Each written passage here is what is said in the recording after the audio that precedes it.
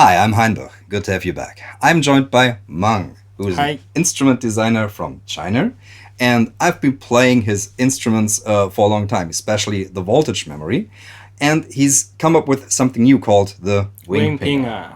The Wing Pinger is a standalone analog instrument centered around two four-pole low-pass filters, and there's a network of logic circuit around the two filters to generate organic responses, chaotic sound, and melodies. Right now, this is the Wing Pinger prototype. This is based on two resonant four-pole low-pass filters. And there's a network around it, the basic logic circuit, that's getting the logic signals from the output of the filters and process and modulating the filters themselves. And most of the modulation routines are like a crossing, so we have like interactive responses out of the filters. So we can make them chaotic very easily. So one thing that you can do with this machine is if you dial it right here, you get a pentatonic. So it's melodic. Ah, okay. That's something that I hear when in your music. I hear always a very natural element, like the sound of, I would say, call the sound of nature almost. And you build that because pentatonic is like the most natural scale that you can get. So you build this into this instrument. That's yes, and I actually, because there's a lot of experimental musical instruments, electronic ones, so they can do, all of them can be quite chaotic. But I like considering the harmonics and the melodies like a very powerful way, very powerful tools for expressions. So I kind of don't want to lose them. Okay, yeah. So that's why I make this one that's actually adaptable, capable of outputting melodies. Yeah, but it can also do chaos. Yeah.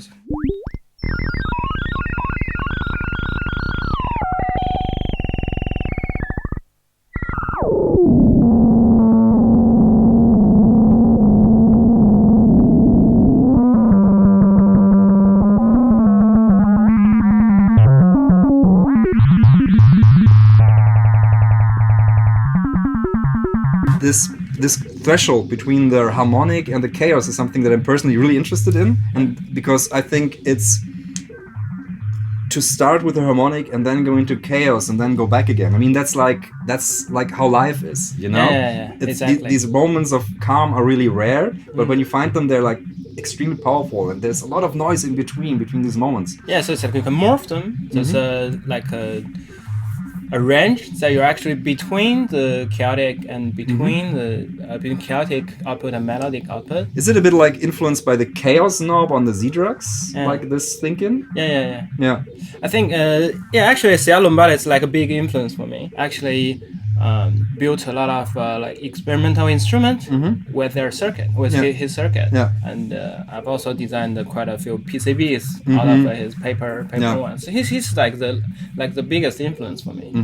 Peter Blessing. Yeah. You had made the squishable workstation, which is one of the most astonishingly beautiful instruments I've ever seen. And of course, the voltage memory, which I use with my Seat Lombardi and my live sets, because I think they blend so well together. Didn't you build, like, for example, the voltage memory to make the plumbater melodic? Yeah, exactly. You know the story. Yeah. As a voltage memory actually born from the idea from my like attempting to tune the plumbater when it's playing, because it's putting out triggers. So voltage memory is accepting the triggers, so it can change a lot of output at the same time. So we can have some kind of chord progression going on. Can you show us some more sounds? Yeah, of course. One thing you can do is like you can, for example, we take one output.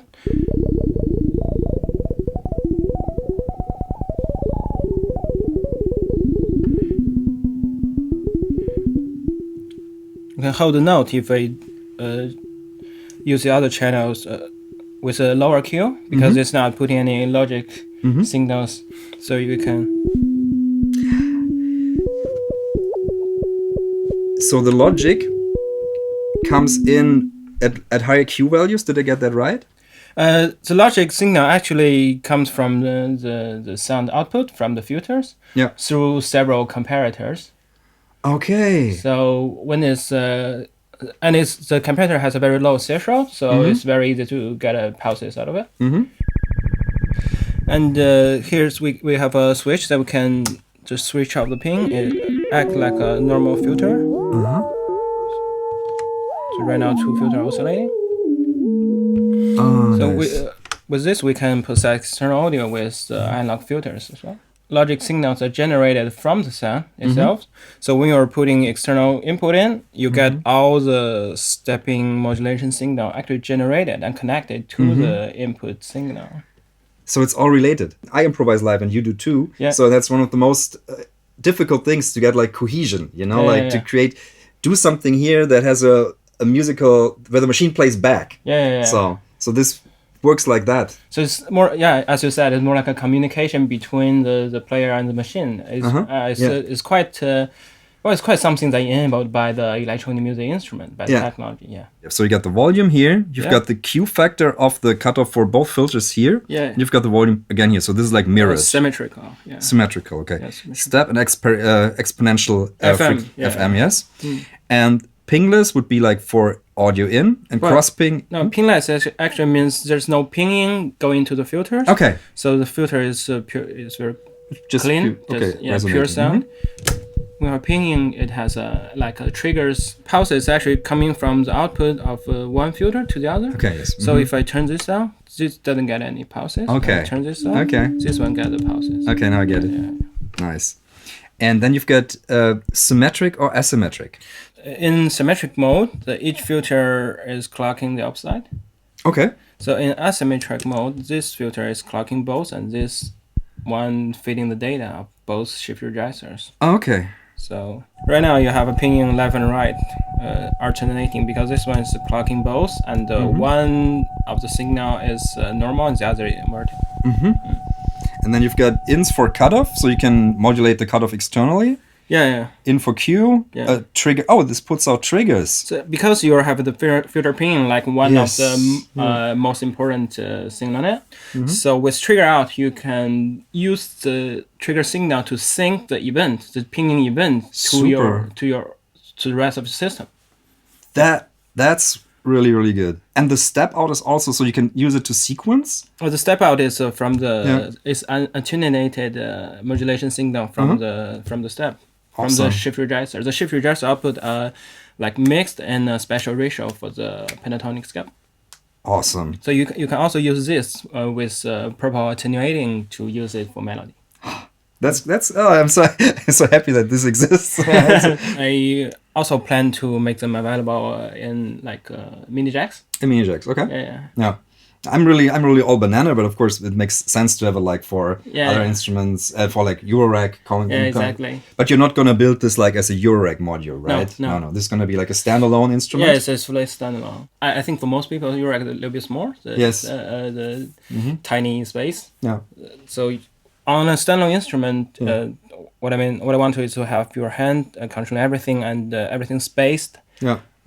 In a comfortable way. All these chicken heads, which reminds me a bit of like the Blippo box, for example. Actually, I got a lot of inspiration from Rob Holley's work. For example, the shift register output, the mixing shift register output is actually come from him from the start. And I actually own 2 Blippo boxes. Nice. Yeah. Because I consider a standalone instrument like more fuller presentation, more throughout presentation of the designer's idea and aesthetics, right? Because the designer would design the functions like what we do for the modules, but for the modules we open the front end, we open the connection for the musician so they can design the signal routings themselves. But for standalone instrument, the designers actually also need to design the patch. But what we have to do is to make the patch as versatile as it can be, because we have a lot of different musicians, and the different musicians should be able to express themselves with different sound, growing their own habit and getting their own muscle memories and stuff. So they need to sound different. on the same instrument. We need to give this part of freedom back to the musicians. But at the same time, we got to make the fixed. Right? We got to make the patch that we tweak the ranges inside, so each note, so all the ranges make sense. Maybe a little bit out of ordinary for the adventures, but most of the range need to be musical, right? And respond smoothly. There's no kind of sudden changes of responses whatsoever. We need to move between them smoothly. So, I consider standalone instruments like a better presentation. So that's why I own all the Salon Bud, the Rob Hardick, Laurie Mill, something like that. Yeah, the standalone instruments, that's something I was always, when I started with modular, I was obsessed with the idea of making this into an instrument. Yeah, exactly. And I think the first modular Urek 9U that I had, that was a real instrument. And I played that live, like a lot with a band in the theater. And this was the perfect setup. But then I got a second case. And then it started to like, this was suddenly the light. And it started to like get messy after that. And modular gets really fast to be, because you can exchange so much so quickly. The instrument idea is so easy to lose because you're always in the temptation to let's try this and I exchange this. Exactly. And then all the important stuff like muscle memory, which is like as a piano player for me something that's really important. Yet that gets lost.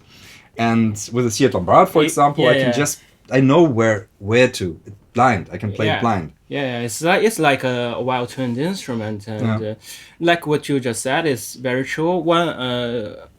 One time I chat with Tony Rolando from McNoise, and he told me that there was like a tendency of swapping patches on a modular synthesizer. It's like he preferred to keep a modular patch and refine it a little bit by little bit, attenuating the signal rulings, and then treat the whole patch like a whole instrument. And get familiar with it, and I think the familiarity with one instrument is like one of the best way to get deep expressions for the musicians. Yeah, and I absolutely agree. And I mean, like when I design a patch on the modular, I usually record at least 4 to 5 tracks with that. And because I always record like these one takes, I learn it and rehearse everything. So the getting to know the patch and your instrument. Treating like instrument. That's really important. Can I have a short play with it? Of course, please. Okay.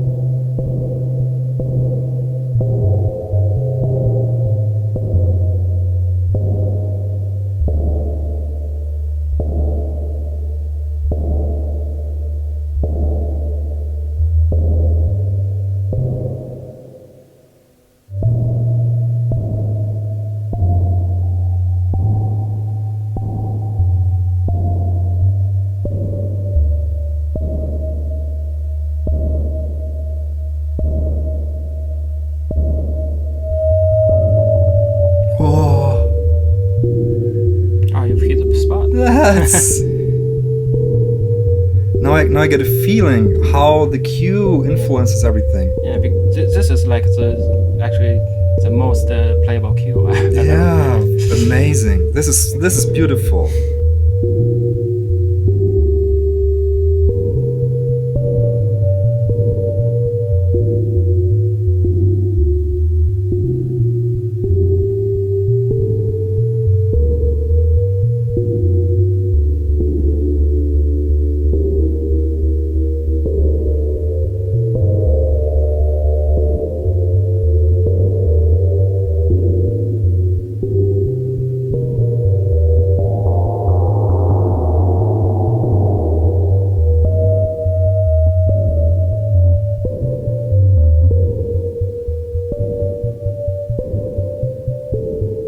I love that you can have these, like one is singing and the other one is like a jazz bassist. That's really beautiful. Like the two parts.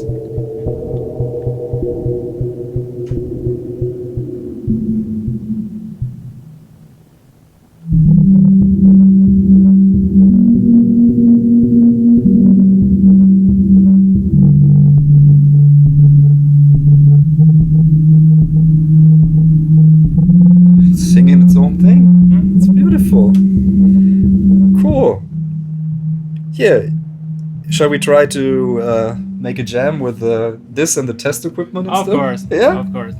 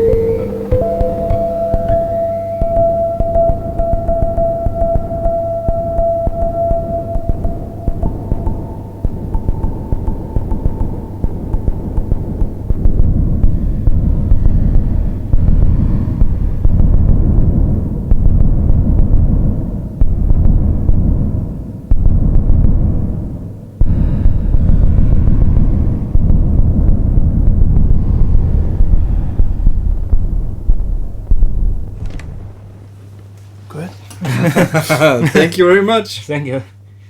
That was super nice. The test equipment stuff and this sounded so good together, and I enjoyed the way the musicality worked between us.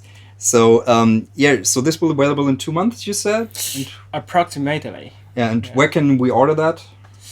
I think from my website, as well as I think my instrument will be distributed in nice. EU by Alex4. Ah, great. So it will be available in all the shops. Super. Thank you for being here. Thank you. And have a nice super booth. That's it for this video. Thank you all so very much for watching, and see you in the next one. See you. Bye. Bye.